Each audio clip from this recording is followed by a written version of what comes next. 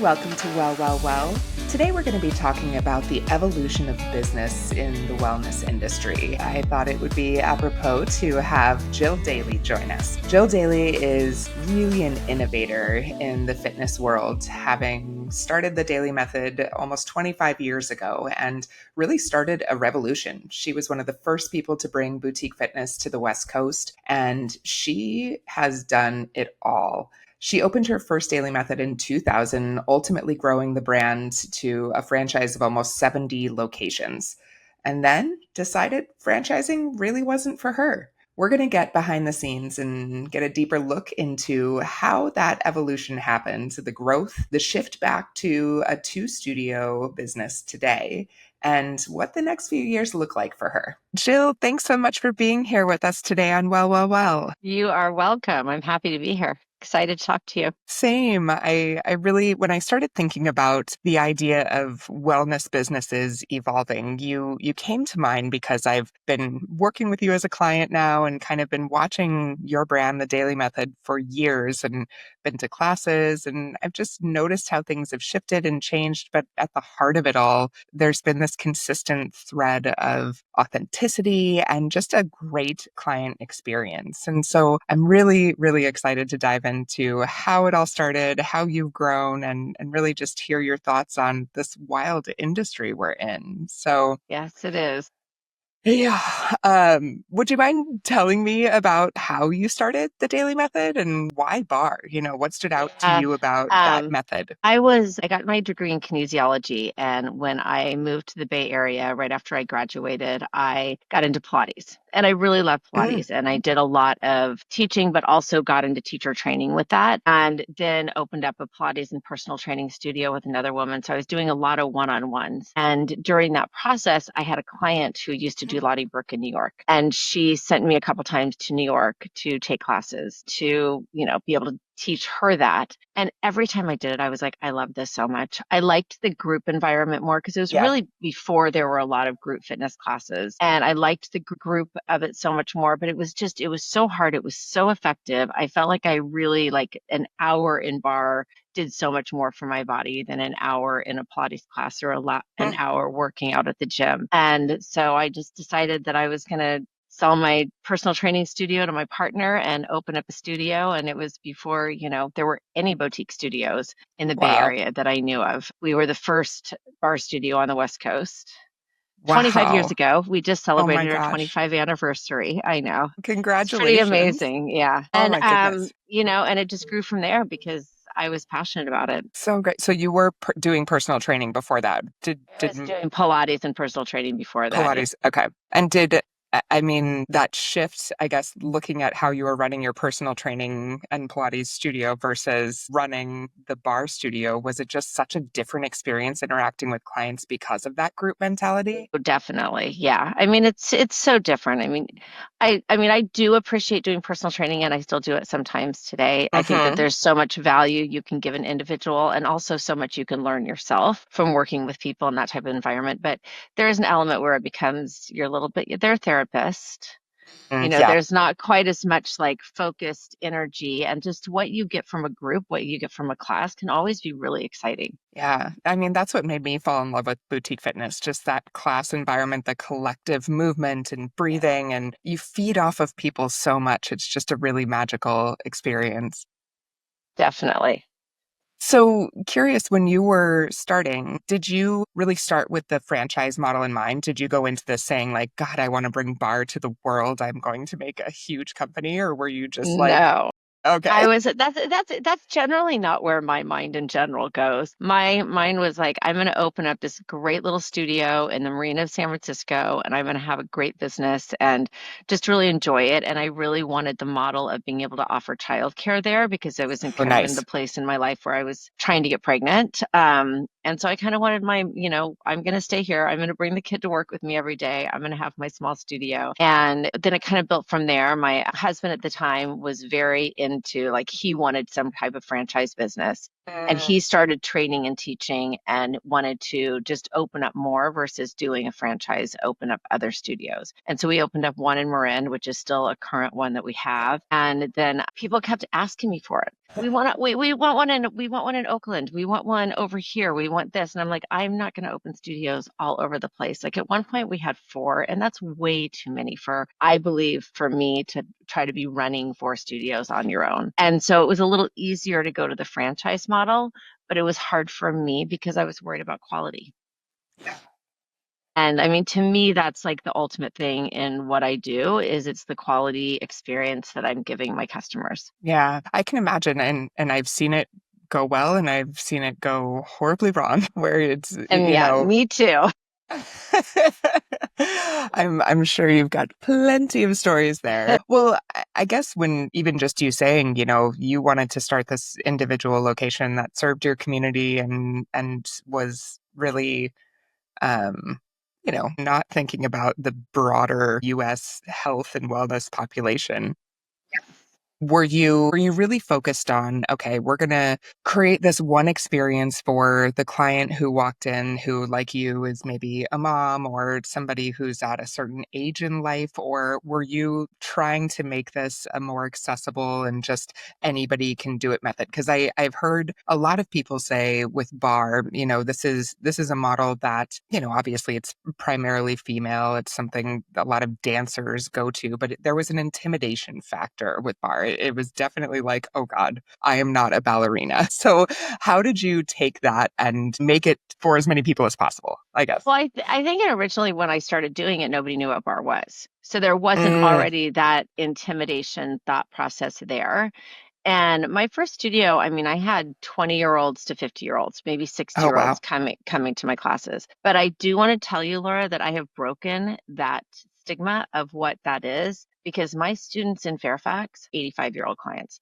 I have That's men, I have incredible. women, I have like it's not intimidating. Oh, I It's love just it. accessible and they can do it and they all feel empowered. So Uh, I understand that model, and I've seen a lot of studios that are like that. And even my other studio is a little bit more like that because they're younger, they dress a little differently, and it has a little bit of that. But like I'm really trying to break that mold because bar is for everyone. yeah. Oh, I And love it's that. not scary. It's hard, but it's not scary. Like you're not going to hurt yourself. It's not like something we're going around that you should, I look at Right. classes and I'm like, you should be scared of that class, Yeah. but you don't need to be scared of this class. No, I mean, I honestly say if you ask my kids, because we talk about different workouts or whatever a lot in this house. I've got two athlete children, and they'll tell you the hardest workout for me is bar. I never Yeah. shake more than in a bar class. Yeah. It's like, which is so hysterical. My daughter thinks they're so much fun. We do like bar classes Oh, online that's so sometimes great. together, and she's like, "Are you kidding? It's just like dance. It's like, and there's small movements and there are no big weights." And I'm like, "Yeah, my body, it is." The most effective, those tiny movements Yeah.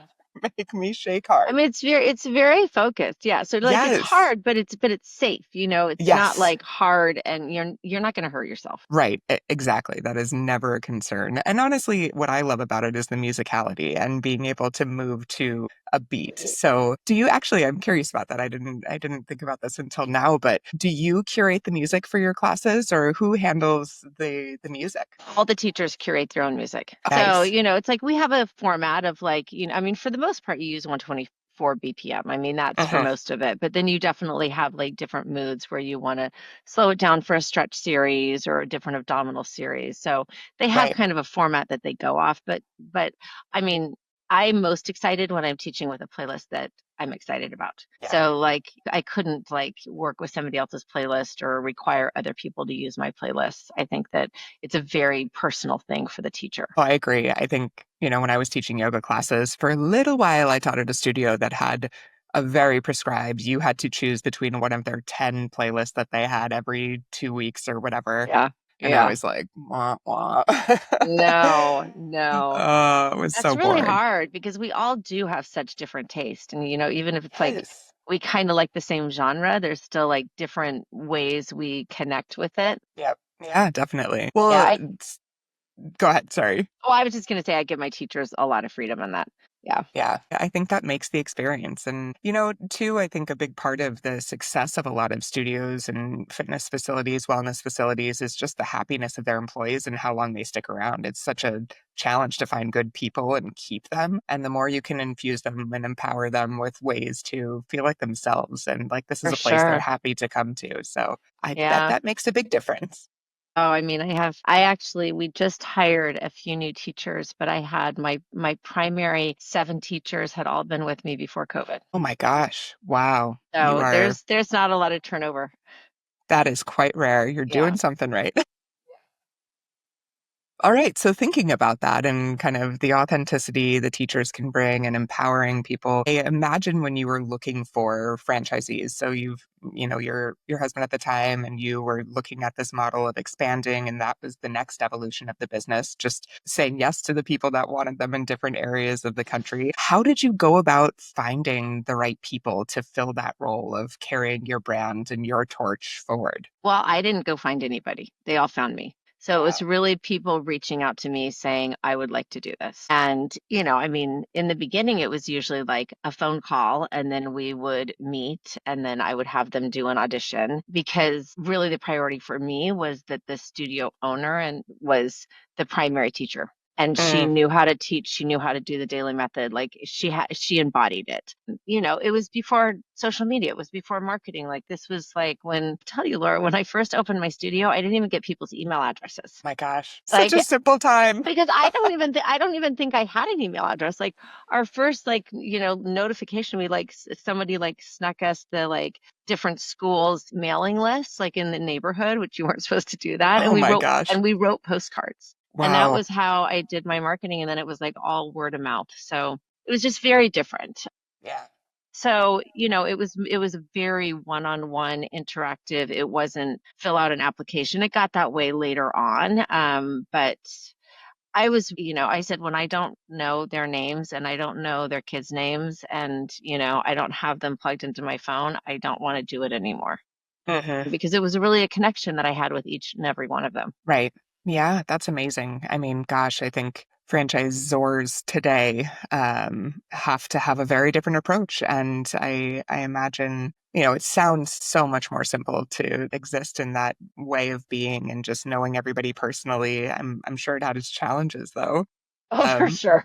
For which sure. we will go into. But what did you love about that phase of the business? So how Oh many my gosh. total did you get to? Like, what was the I think biggest? 67 was what was the Okay. biggest that we got to. Yeah. What I loved about it is just the collaboration. Like we would do at least, every year we'd have our owner summit, like our big retreat that we'd all get together. But another time a year we would do a workshop series, and we would sometimes go Mm. to Chicago, sometimes do it here, sometimes do it in LA at like one of the studios, and all the owners that could make it would all come in together, and we would just sit in a room and we would take classes and we would do workshops and we would collaborate and people would bring their ideas. I mean, it's really what molded the Dailey method to be what it is. Like I learned so much from working with them. Mm. And for me, that was the most exciting part because it was just like all these people that were passionate about the same thing as you, all in a room, like excitedly trying to make it better. That's so fun. So that Well, I miss. yeah, That I'm sure because I mean, entrepreneurship can be very lonely and for isolating. sure.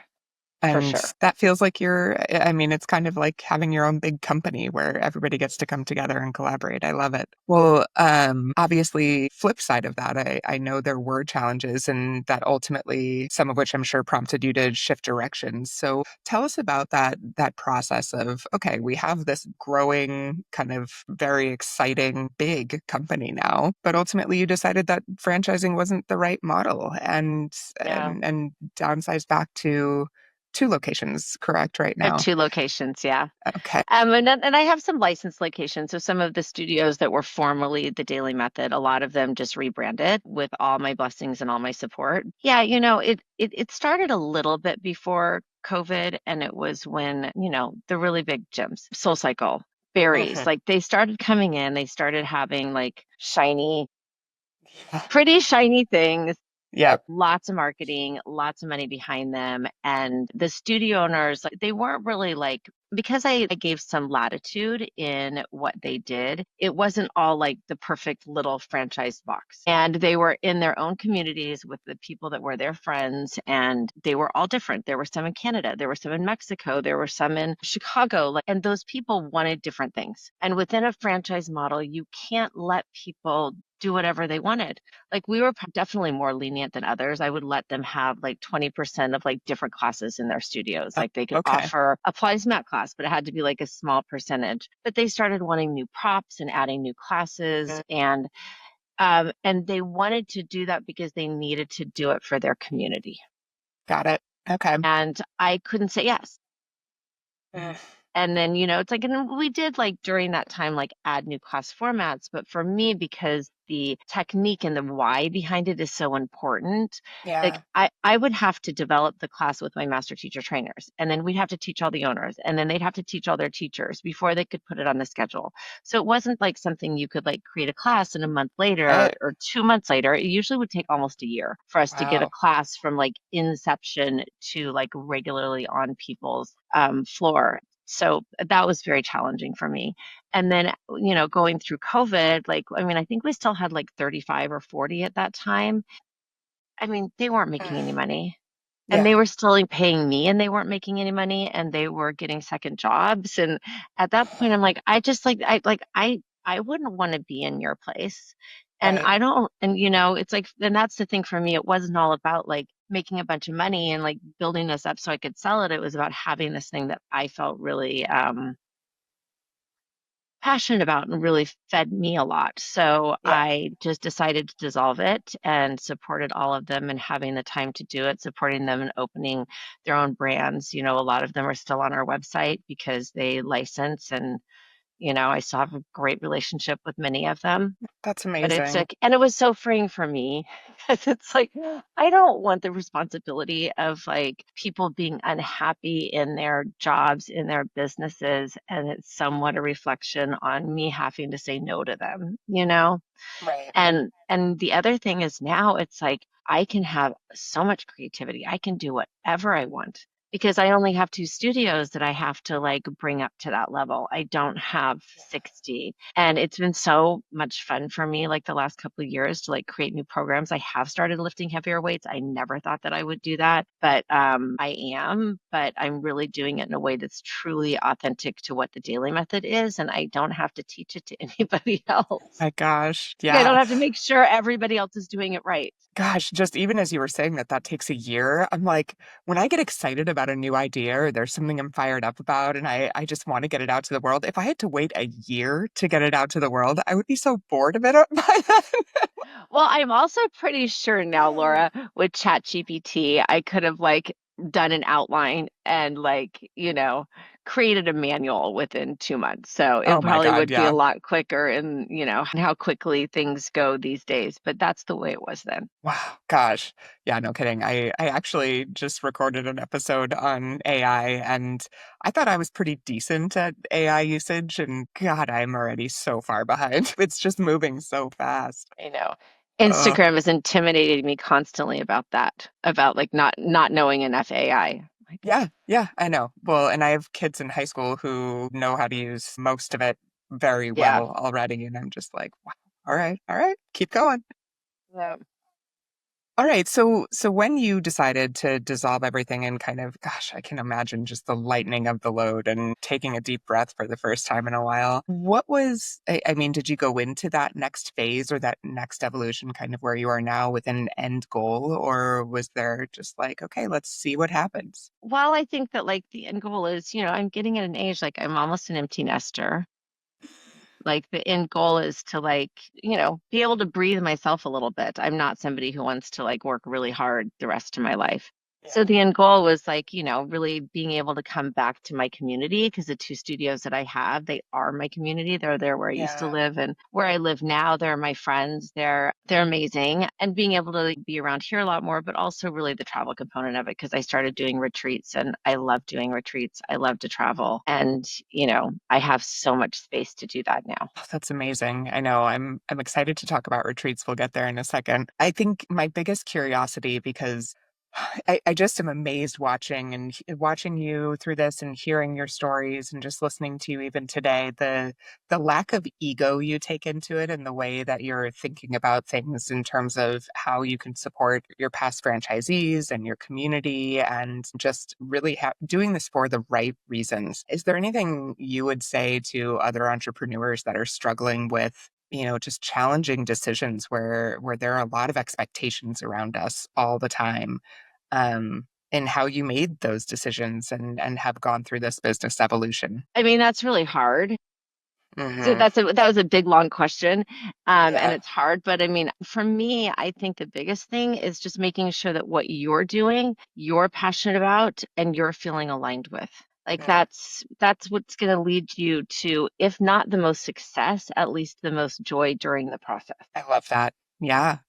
It is. I think so many of us live with like this mountain peak ahead of us that we're constantly climbing Really? towards. But it's like this is where you are right now. Be happy here. Yes, yes. I love it. That's a great way to put it. So in this phase you're in right now, what's business? Yeah, tell us what business is like. What does your day-to-day look like now? I mean, I still teach probably 6 to 8 classes a week. I love that at both different studios. Like, I don't think I'll ever want to stop teaching. Kind of my favorite thing to do. I spend about a week a month in Tahoe. My partner has a house up there, and I like to be on the water in the summer and the snow in the winter. So I do that. When I go up there, mostly I just take classes. And then, the goal is, 2 to 3 retreats a year that I'm leading, and that's been working great. Awesome. Well, I've been watching from a distance on social media your retreats, and I'm very jealous.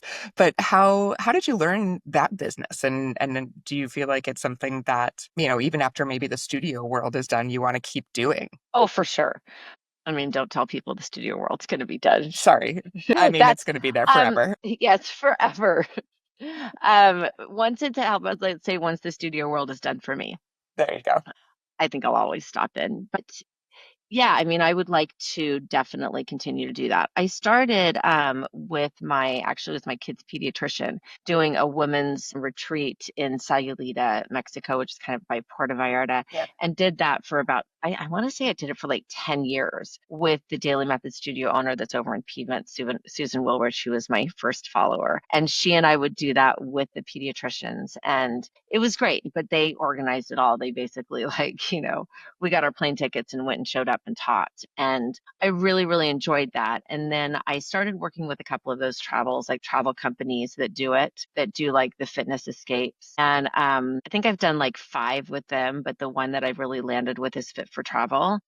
Mm. And so they really curate the trip for you too. You sell it, but they curate the trip. You get to pick what you want. You get to kind of, decide certain things within it. So I've done the Alzers with that. I did Morocco, which was amazing. And then Oh, I'm doing Madeira, Portugal this September. And then I've also started my own daily wellness, travel and wellness company so that I can curate my own retreats. So I'm doing a little bit of both. So we did one down in Punta Mita with 2 former Daily Method studio owners. It was nice. amazing. I say Punta Mita, I didn't mean that. Punta Monterrey, which is kind of the same area as Sayulita. And that Okay. was really like a very drop in 5 days, you don't leave, everybody's together, classes all day, very different type of retreat, which I love. So I want to be able to do both. I want to be able to do really like the travel adventure ones and also the ones that are really like soulful retreats where you come back and Yeah. have maybe really had an impact on your life. I mean, any interest in helping other people facilitate their retreats, like doing all of that back end work as well, since you know it so well? I would be interested in consulting. I wouldn't be Hmm. interested in managing, Okay. Well, but that's good. definitely consulting. I know there I are a mean, I love lot, that yeah, there are a lot of people out there that would love to kind of grasp this energy around wellness tourism. And, that is where a lot of money is being spent now. And for I can sure.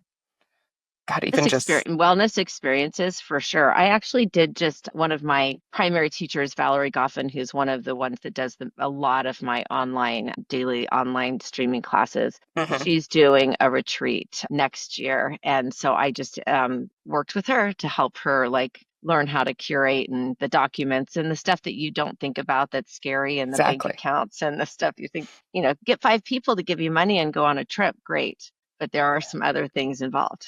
Yeah, that's Yeah. exactly what came to mind for me because I swear I Googled like leading retreats once and now my entire meta feed on Instagram and Facebook is like how to sell out your retreats and yada yada yada. And there are always little bits and pieces about legal stuff. And I Yeah. don't know, like oh wow, this is more than I want to take on right now.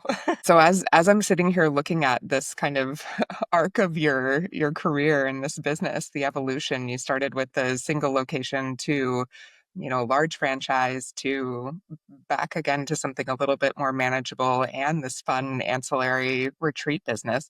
You've done a lot, and I'm sure a lot of new entrepreneurs would like to hear your advice. We have a lot of listeners that are either baby new business owners just getting started or thinking about it. What would you tell them? What would you tell someone starting out in this industry today? Oh, there's so much to tell them, Laura. Like, I it's hard know. to just tell them one thing. I mean, I Yeah. do believe in like, first of all, love what you're doing because Mhm. you're going to want to do it if you love what you're doing. From the very beginning, create your own boundaries, the things that you Mm, really like believe are important to you, because I feel like that's where I made the biggest mistakes where I was like, this person should not be a franchisee. And I had people convince me that she should be a franchisee. And got it. it didn't work. It's like trusting your instincts, creating your boundaries, and doing what you love. Yeah. Yeah. I Yeah. mean, it's all hard work. So you It's want all to hard be, work. Like nothing's going to be easy.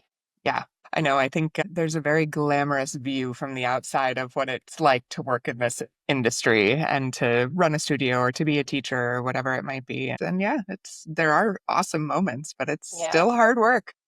It is hard work, but I mean, another thing is to learning from others. Like I Mm, know that like my ability to like take in feedback and constantly learn from others helped tremendously. And I feel like sometimes studio owners come in and they think because they just opened up a studio that they already know it all, yeah. or that that their answer, they always can come up with the right answer. And just listening to people can help you grow so much and learn so much.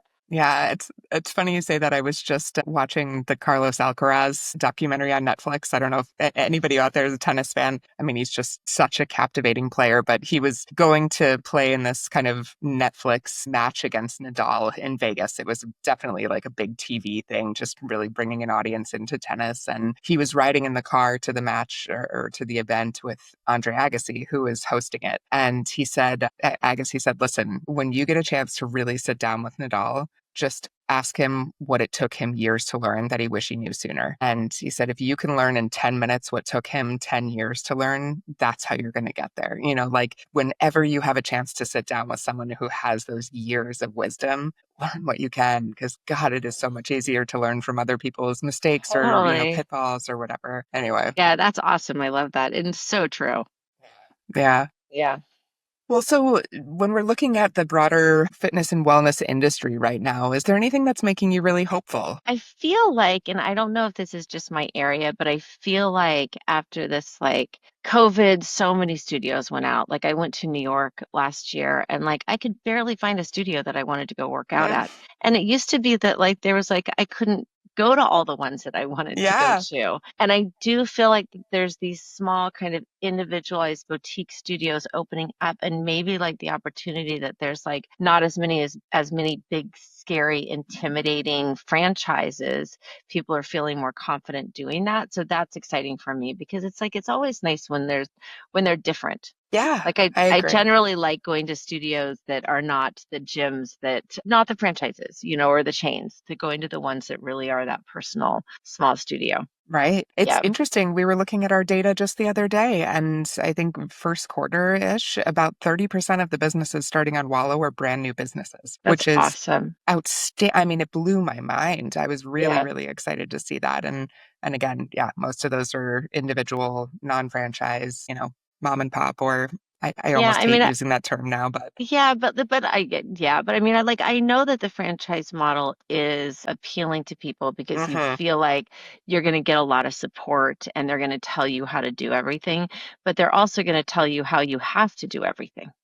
So you lose some of what you want to do and who you want to be within that. Yeah, I mean, to those of you out there listening that are considering opening a studio and that's on your mind, I think it really depends on what kind of person you are. There are Yeah. people that thrive under very, strict framework or structure and need those boundaries. And there are others that need creative license and want to be able to pivot and maybe have a Uh-huh. little bit of that anti-authority side of them, so you have to know yourself.